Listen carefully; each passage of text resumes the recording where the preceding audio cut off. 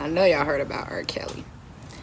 Thank you for watching Mind Rights 365 TV. My name is Jacqueline, and I'm your host. Today, I thought we'd do a mindset transformation lesson on R.kelly, since he admitted. Backstory on R.kelly. So, I'm from Chicago. Actually, the first concert I ever went to was R.kelly concert. I was like 5 or 6. My uncle took me, and I loved him, but I remember literally being traumatized because he took his pants off at the concert. I was always a fan. My auntie even used to braid his hair. But it was always the rumor in Chicago that R. Kelly liked young girls. I mean, I even wanted, I was like, one day she can bring me around so I could be in the pool at his mansion. I definitely wanted to go hang in his mansion. And since he liked young girls, I'm like, well, if I ever run into him, I know. Alright, so we definitely not going to listen to this whole 19-minute long ass song. Some pretty interesting things in here, and I just wanted to highlight a few things as a mindset transformation lesson. It was so hard to focus. I didn't go to classes. I admit that I dropped out of school. I admit that I wasn't that cool. I admit I just feel like retired. Admit I just don't feel like trying. But all my real niggas around me keep telling me, Kels, fuck that, you gotta keep climbing. I admit it, I did. I done fuck with a couple of fans. I admit I'm a gift and a curse. Did he say I fucked with a couple of fags? Has been rumors out that Kelly is a little bisexual. I'm not here for the rumors. I'm just here to analyze what he is saying. I had my mama crying over me. What else can a nigga say? I admit I can't spell for shit. I admit that all I hear is hits. I admit I couldn't read the teleprompter when the Grammys asked me to present. Track, he admits to being illiterate and not knowing how to read and write, which is, wow. Says a lot about, you know, the community he grew up in, the household, and how he was raised. A lot of what we learn from this track is that saying is, you know, the abuser, the abused becomes the abuser. And what he's revealing to us in this whole song. But as a writer, it just really breaks my soul to know that because he can't read and write, he signed away his publishing. Stevie Wonder never had that problem, but let's continue. It's so much temptation, but wait. Admit to the drinking and smoking too much, but it helped me get through the day. Won't say no names, I'm not a snitch. But one night at the Ritz, I did some shit I shouldn't have did. When it fuck, but niggas big. I admit that I did. I fucked my girlfriend's best friend. Yeah, I tapped that in back of my Benz. I admit I'm sorry for my sins. I admit it, I admit it. Nice, sorry. I admit it, I did. Damn, son, where'd you find this? I admit it, I did. So biggest reason I wanted to talk about this was because of, it got me thinking about the toxic ideas or images of what masculinity is. So, in the track, he also admitted to being molested from the age of like a baby, or like 5 until 14. He didn't specify if it was a man or a woman, but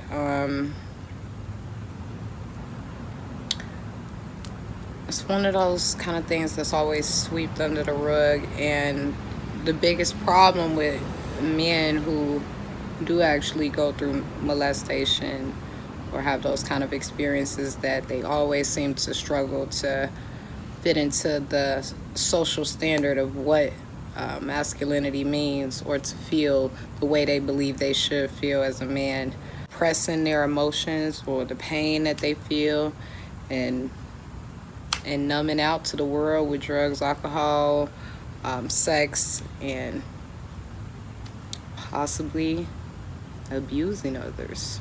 I just think R. Kelly is just, unfortunately, a prime sad example of this exact thing. So, it's so many toxic ideas, surrounding masculinity, where men don't really get the they don't get the help that they need. Things happen to them in their childhood. Things happen to them where they feel victimized in their childhood, and because they are a man, they don't seek the proper treatment to deal with those emotions or deal with that pain. They kind of just are taught naturally to repress emotions. Men aren't supposed to feel that way. Men don't cry. Suck it up, young man. Better man up, boy. So these are the kind of things, especially in the Black community, that we tell our kids. So a lot of men, most men, are taught to internalize their pain, and anytime you repress or internalize pain, it's gonna come out in some way, and it normally does come out in bad behavior. Unfortunately, more times than not, with men, it comes out in their promiscuity, the way they carry themselves sexually. And fortunately, R.Kelly is a prime example of this. The abused turns into the abuser. What do you think? R.Kelly, is he a victim or is it karma? I would say it's both, because he is a victim.